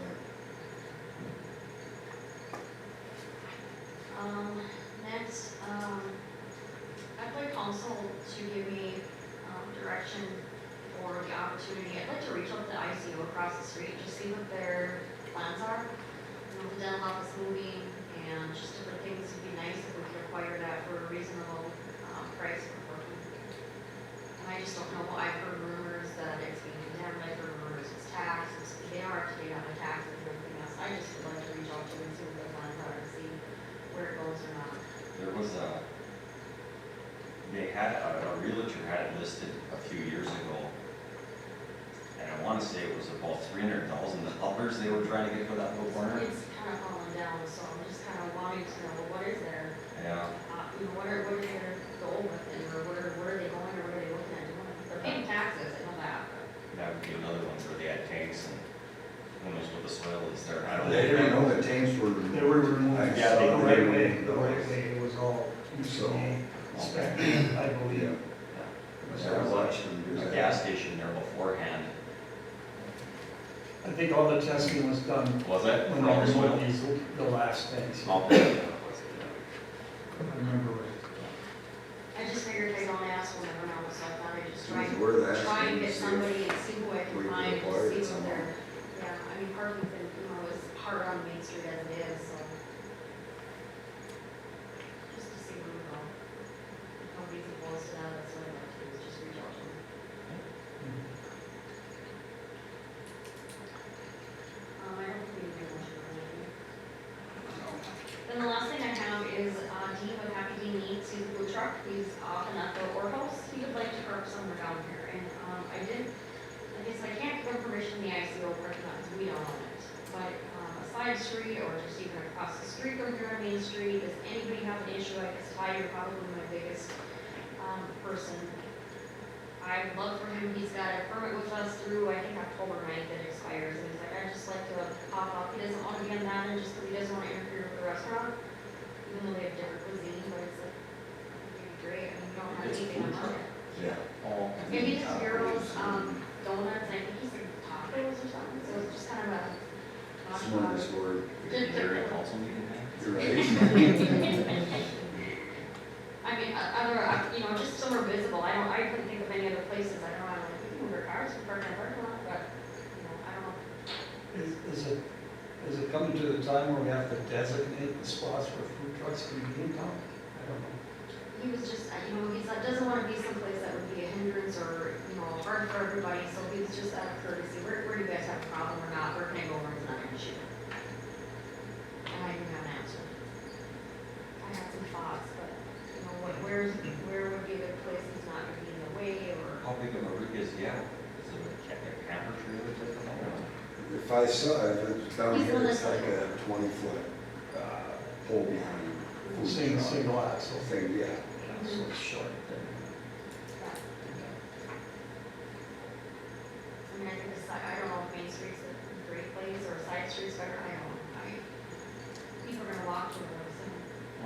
Yeah, or you're on the side street just off the Yeah. way. Over by the gazebo, That's what I was thinking, Right. or something to eat. pull off the street, and just Yeah. park in the grass there. And then some that's supposed to eat.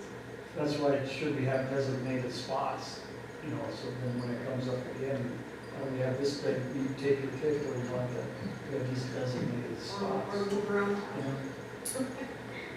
I'll tell them right now, right by the gazebo might be the best place, people can park and sit and eat. That'd be good sitting and Kind of look around town too, that might be a good idea. Look around town and see where there are some good spots. Have a map, maybe on our website, Nothing. on the highway, and that would be. I think either by the gazebo or Highway Avenue East right there. Okay. There's not a whole lot of traffic other than city trucks during the daytime. Right. So you need a level spot all the time, like, they couldn't be parking up on the side street by the gazebo because it'd be hard to level their camper, Yeah, you know? Yeah. You have to end up on the main street in order to be able to level Anything spot. level town, yeah. Or on the lower side down by Minnesota. Right. Okay, I'll let them know, that's all I have. excellent.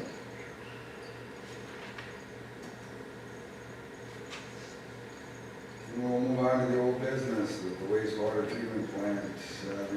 John, do you have an update for us on that? No, not really. Okay. Then we'll move on to the new business. And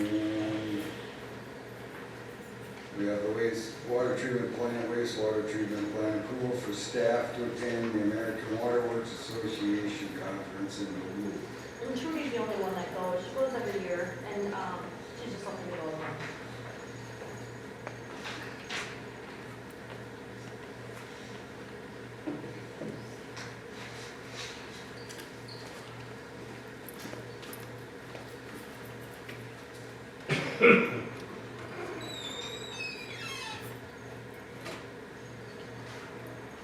So she's going to this and she's asking for reimbursement. Correct. So she's taking her own car. Yeah. I'll move. Moved by Councilor Skinsich.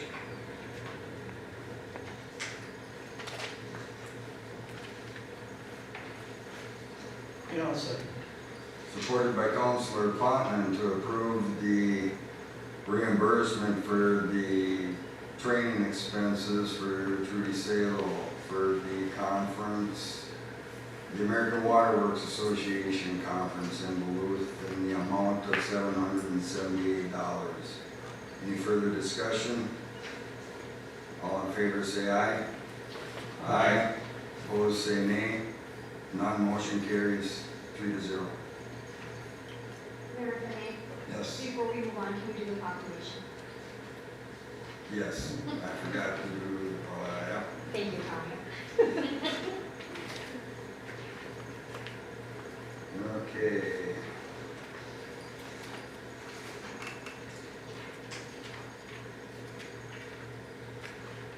I have proclamation, the city of Gilbert for Nick Buchlich. Whereas in August of 1923, a contract is signed between Nick Buchlich Sr. and T.E. Dan for the construction of a general store and flat building on Block 8 of Block 12 of the recently plotted city of Gilbert. And whereas in late November of 1923, the business that would become Nick's was opened under the operation of Nick Buchlich Sr. And whereas Nick's was opened as a general store during the early years of Prohibition and sold soft drinks, cigars, cigarettes, sandwiches, and certain other products to residents and guests of the city.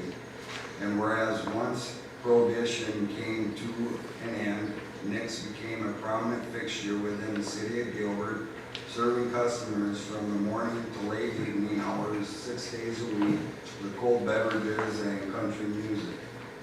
And whereas during the 1950s, Nick Buchlich Jr. returned home to assist his father in the operation of Nick's. That short time ended up continuing for more than 65 years. Whereas after owning the family business for more than 93 years, the Buchlich family transferred ownership to Mr. Brian Mackey on May 17, 2015. Whereas from Nick Buchlich Jr. continued to be active and approved of all of the renovations in the business from time of sale until shortly before his death on April 13, 2016. Whereas during the 93 years of family ownership, it was made clear that all customers were valued equally regardless of station in life. The business took pride in providing exceptional service and welcome to all. And whereas Nick and the Buchlich family have served 5 generations of Gilbert residents and guests and have been a tremendous community partner to the city of Gilbert. Now, therefore, it is hereby proclaimed by the city of Gilbert that in a grateful recognition of the contributions made by both Nick Buchlich Sr. and Nick Buchlich Jr., Saturday, August 26, 2023, shall be Nick Buchlich Day within the city of Gilbert. Adopted by the city of Gilbert this 22nd day of August of 2023.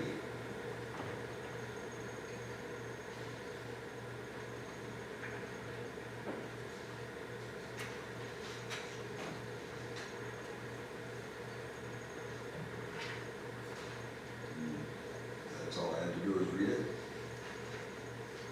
Correct, and then do we need a motion to adopt the actual name? So I'll make a motion to adopt the proclamation. Motion by Councilor Patton, I'll second. seconded by Councilor Skinsich to adopt the proclamation. Any further discussion? All in favor say aye. Aye. Opposed say nay. None, motion carries 3-0. And there, if I may, we did make a certificate, if you will, for him with a Gilbert seal on it that Mr. Mackey will hang in the bar. And I will present it to him tonight after council. Not him personally, but I'll bring it down to Nick's and give it to the staff that's working. Unfortunately, Mr. Mackey could not be with us tonight, so. You might even get a free drink from that. Right?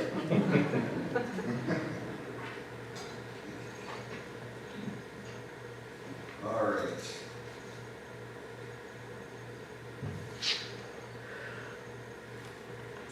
Okay, now we'll move on to dynamic braking ordinance, the second reading.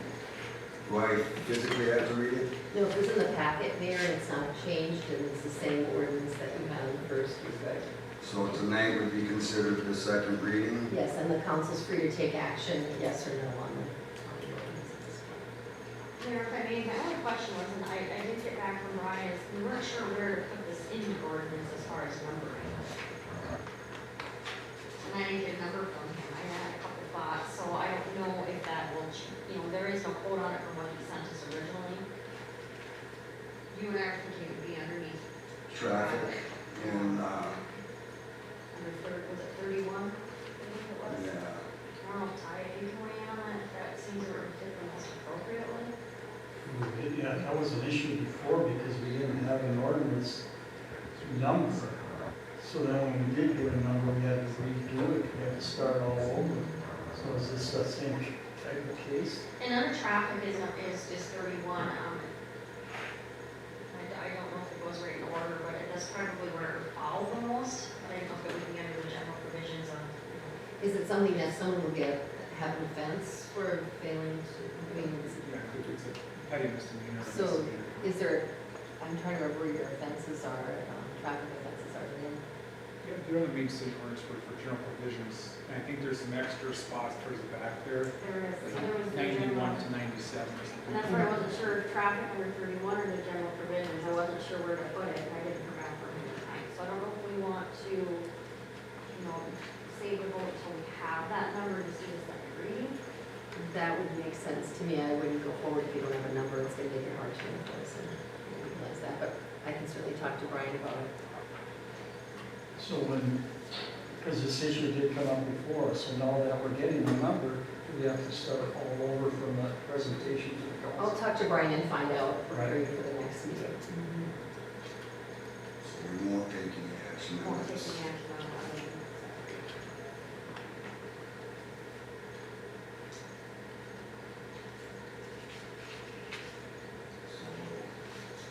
So, no action will be taken on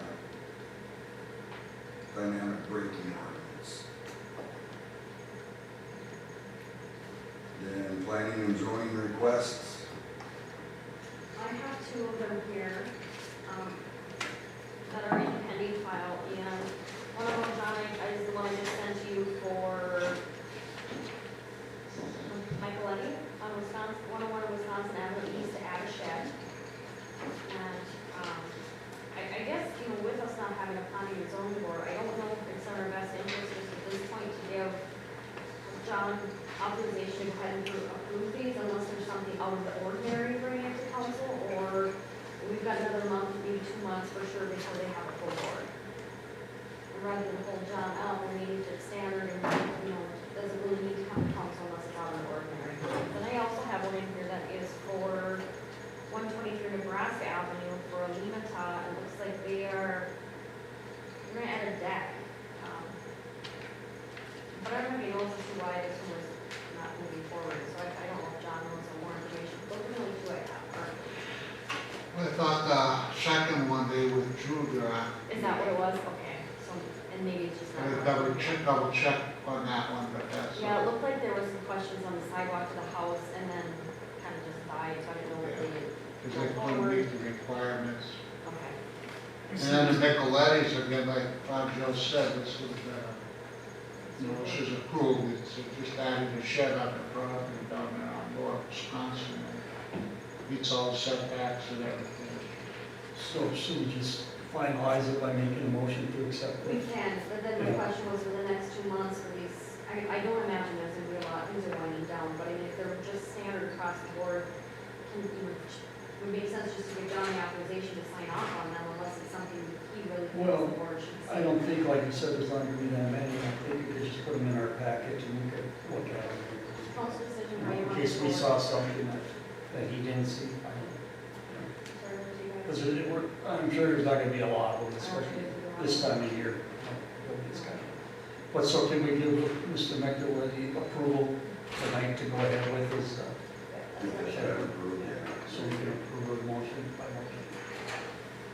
I'll move for it. Moved by Councilor Skinsich, I'll second. supported by Councilor Potman to move forward with Mr. Nicoletti's permit for building on his property. Any further discussion? All in favor say aye. Aye. Opposed say nay. None motion carries 3-0.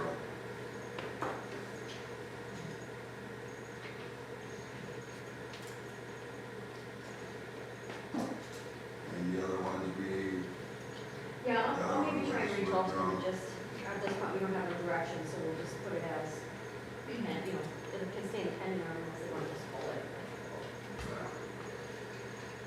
and reach out, just confirm if that's his intention of withdrawing. So what's, Yeah, there's a time frame where they automatically get that, so. Correct. Yeah, I don't know when that's dated, but Yeah, yeah. what is the status on the planning and zoning board? good question asked. That was gonna be my next. I did receive an application from Carrie Schutte. She got it in today. I'll give it, put it in the file, but she's applied for the planning and zoning board if you want to approve her tonight.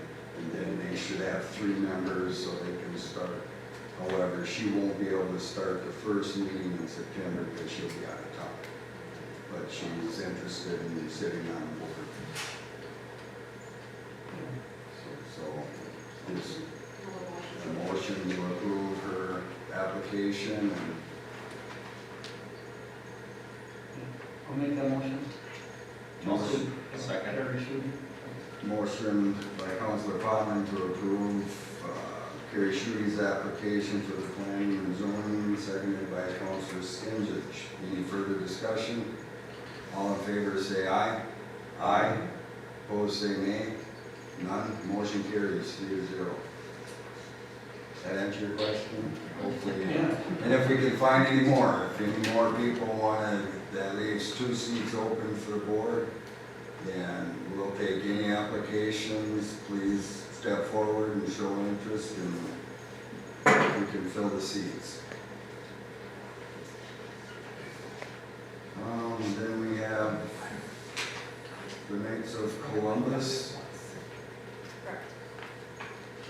Gilbert Knights of Columbus. Council 5031 application to hold a gambling within the city limits. They are having a bingo at St. Joseph Catholic Church on the following dates. March 5th, we already had that. So the next one would be September 10th of 23, and this is approving all these dates? Yeah, but the March and the April date were approved at the end of last year, but he relisted them, so I put them on there, and then we've got the two going into 2014, so yes. Okay. So 10/15 of 23, 3/24 of 24, 4/28 of 24, 9/15 of 24, and 10/20 of 24. I'll move. Moved by Councilor Skinsich, One second. supported by Councilor Potenon to approve these dates for St. Joseph Catholic Church to have the bingo. Any further discussion? All in favor say aye. Aye. Opposed say nay. None, motion carries 2-0. And the last thing I believe I have is I received a letter in the mail from the Coalition of Greater Minnesota Cities. They're asking for us to pay $3,929 for a membership.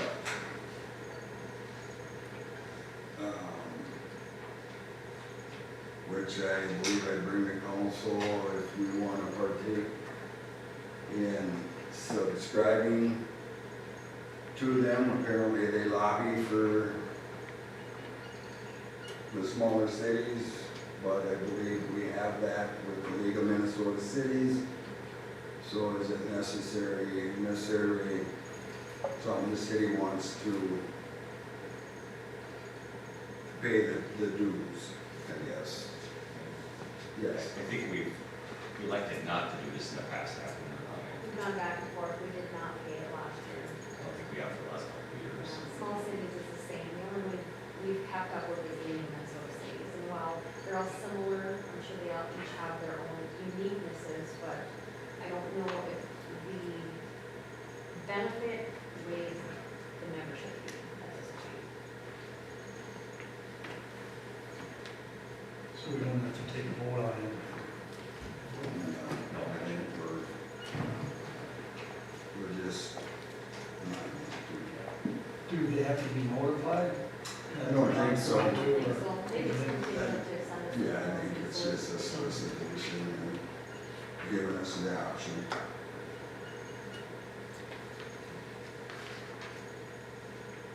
That's all I have. Do I have any motion to adjourn, or is there any miscellaneous announcements? I don't really have a miscellaneous announcements, but I'll give you guys an update. I did reach out to Rockridge Schools. At our last meeting, we asked about a few items. So as far as the Carries Iyer access, we just need a legal document to grant the access, and if the lawyer could create that, then he could just bring it to the school board and have them approve that. I did forward this to Brian, so hopefully he's got that on his agenda. I've asked him to attend our first meeting in September. Just there's a lot of rumors, nobody really knows what's going on with the school. He will be here, and he has forwarded it to the board members. As I did state, we would like the board members to come and speak with us directly. The legal agreement with Wolfhead has expired. They did not request an extension, however, they might still hear from them in the next 30 days, and he'll let us know if anything transpires there. I did re-ask about the playground equipment, we were awarded it, it's still ours. If we want to take it, it's just requested, give them a little notice so that they know that we're taking it, so we can let their grounds committee know that. I also asked about the tennis courts. I think it's under the cities that we wanted to see if we could own them, and then that maybe, clean them up, update them, make them into pickleball courts. I don't know what we want to do, but all we need to do is a letterhead from the city stating, yes, we would like to obtain them and own them, and he'll bring it to the board. So if the council would like me to do that, just give me the motion to go ahead and send that letter, and I will request that the tennis courts returned to the city. Yes. Wasn't, and I can't remember completely offhand or off the top of my head, but the upper court, I thought was built with some sort of grant monies or I thought that came back to us, or it. I heard that too, and I can have, people are going back and forth. So I can't remember how that worked. just send a letter, and I'm just gonna ask them to give them both to us, and if they're willing to give them to us, I mean, we're maintaining them currently, and if we can do something with them, I say we should. I mean, or just put brand new pickle courts or their old tennis courts were, while we might not resurface them and update them immediately, I think we can hang on to them if we would like. The lower court was in really bad shape, but that upper one needs work, but it's better. So if you guys want to make a decision whether or not you want me to move forward with that or not? I think it's worth asking for. Well, I don't know, are we obligated to fix it up then if we do get it? I don't know, that's gonna take some thought because it can be extremely expensive to resurface those things. Is there a demand for it? Are the citizens of Gilbert asking for tennis Pickleball courts? court, there's a demand for Yeah. right now, but whether or not we acquire them, if we're required to update them or keep them, I don't know that anybody would put their requirement on us, we would just own them for the spots. Which would have to be recorded with the county, anything would have to be. Did they get back? Legal. Did they get back to us at all with any land purchases or anything? Did they give a yea or nay? We have not asked for the shirt pack or anything further at this point. Brian was gonna draft the letter, I was more concentrated currently on, the access to Perry's Iron, they wanna start logging, so that's what I've been mostly working on. But we can move forward with those as well, a letter from Brian. I thought we sent a request for that. Not yet, he hasn't, We asked Brian to draft a letter asking. Okay. just hasn't been. It just hasn't been Alright. forwarded. But on this desire access, we talked about a little bit before, we need an actual commitment from them that they are going to build, because we're not gonna run the water and sewer to the property line and then they back out. You know what I mean? You need some type of a contract with them. And I don't know, maybe the attorney knows the terminology for that. An assurance that they are gonna build before we go ahead and run the water and sewer to the property line. Which section is this, council? This is up by the school, we're trying to obtain some small parcels to have, New it Jersey. would deal with that. Yeah, New Jersey Avenue, the old teacher's parking lot portion. It'd be the actual road going into the tree line. That little portion right there is what we'd like to acquire. That's not much of a portion. No, it's. it I don't really think we isn't. have to put water and sewer to the Zion property though. I mean, if we do need to give them access. and The give them access property. to it would be Yeah. right to there, from my understanding, Right. that that tree line is, if They would have to do supply them with other some sort of things. utilities though. Yeah, we have to If they do supply them, something that's right. what And I'm the property saying. line. That's why we need a commitment from them, we've got to be assured that they're gonna build their house before we put the water and I sewer think line to legally we the have to property provide line. them access to the property regardless if they build it or not. We legally have to give them access. Right, that part, but I'm just saying. And this is a future. residence, this is not a commercial? Correct. Residents, Yeah. but we wouldn't have to take any action for the water and sewer until they actually build. And that's where that contract would come into play, that you have to build, otherwise we're not gonna do the water and sewer to the property line. Well, again, I think if they build, then you have to do it as Right. solar, so I guess. So you would wait until the building started, I guess. Exactly. That's how you handle that. Yeah. Yeah. So I think the city's under that obligation regardless, so just at what point you bring that in to the market. Right. then you have- There again, that's not gonna be a very long stub line because the water, everything's right there. Yeah, I don't know, but it will be at some cost, that's. Right. just wanna make sure we can just don't throw money away. But that's, development, so. The last part, he said, I asked that, if the school goes through to being demolished, which he says the odds are increasing that it's going to be demolished, but nothing's finalized at this point. I asked him if there were things that the city might, like curtains for our stage down here, can we take those and bring them down here, or other items that we might be able to utilize? And he did state that a request on a letterhead is what would be needed for things that we might be interested in. And up until this point, they've generally honored that with the request, and who believes they'll continue to do that, we just have to ask for it. So my thought was our community center kitchen is due for some makeovers, you know, I know that their kitchen, pretty new up there, if we can maybe get over the things and save the city some money and operate down here, I'd like to, you know, talk about that, so it is an option, and I love a great request. The curtains would be a good one to get I from the just, I stage. just don't know if they are, you know, if seamstresses that could help us, but we don't have any, and we need to utilize them if we can. And appliances and sinks too, I think the whole pictures run down down there. There's some new stuff down there. Okay. Yeah. I don't know what they have up here I anymore. don't either. They don't Right. theoretically make food there anymore, so I And don't they know. already gone. you know, Yeah, we so, don't and know maybe if a it's walk still through there. to see what we can utilize and then put a letter of request might be warranted, but, you know, I just threw that out there that I know there might be things we'd like to see or. If they would open that up for an option, I'd say reach out to them and Yeah. get Sandy walk through and the council would. Because I know they had the option, what, 8 months, 9 months ago, so I'm sure anything of any value is probably, Well, I was thinking that with Attached, I Ultra, would think it'd still they be talked there, about the like, kitchen and utilizing it, so that's why I'm thinking there's things in the kitchen stuff. yeah. You know, a walk through might not be a bad idea, and then kind of make a long list per se, and at least put our request in so that as things go forward, they know that we're interested in them. Otherwise, if we wait, we'll lose out.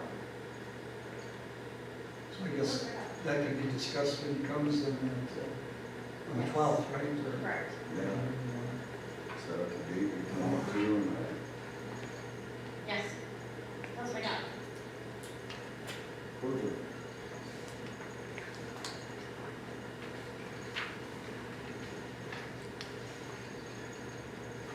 Nothing further with miscellaneous announcements? Do I have a motion to adjourn? Moved by Councilor Skinsich, I'll second. supported by Councilor Potman to adjourn our city council meeting at 8:04 p.m. Any further discussion? All in favor say aye. Aye. Opposed say nay. None motion carries.